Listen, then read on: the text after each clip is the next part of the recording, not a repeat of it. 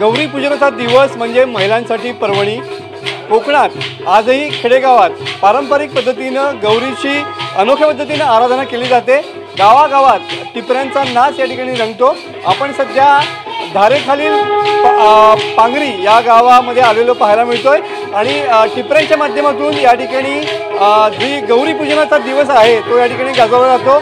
या महिला प्रत्येक गावात जाऊन प्रत्येक घरात जाऊन अशा पद्धतीनं टिपऱ्या नृत्य करतात आणि टिपऱ्यांवरती ठेका धरलेला पाहायला मिळतो।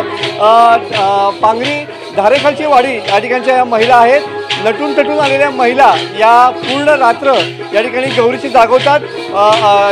गौरी पूजनाचा दिवस या महिलांसाठी खऱ्या अर्थाने पर्वणी असतो, कारण टिपरी नृत्याच्या माध्यमातून या गावातल्या महिला प्रत्येक घरात जाऊन गौरी आणि गणपती समोर आराधना करण्याची परंपरा आजही कोकणात कायम असलेली पाहायला मिळते आहे। या टिपरी नृत्याचा नाच प्रत्येक घरात करण्याची परंपरा आजही कोकणामधल्या बहुतांश घरामध्ये केली जाते। तुम्ही बघू शकता की पारंपरिक वेशामध्ये या महिलांनी टिपऱ्यांचा जो ठेका आहे तो धरलेला पाहायला मिळतोय।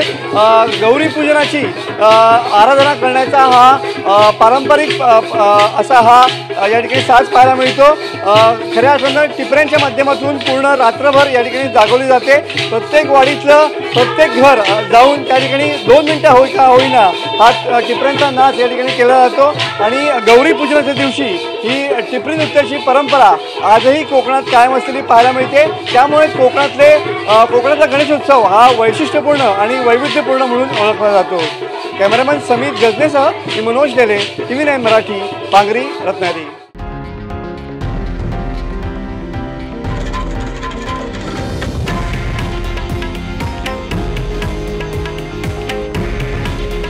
हे आहे देशातील नंबर 1 न्यूज नेटवर्क आणि आपण पाहत आहात TV9 मराठी। काळजी तुमची, हित महाराष्ट्राचं।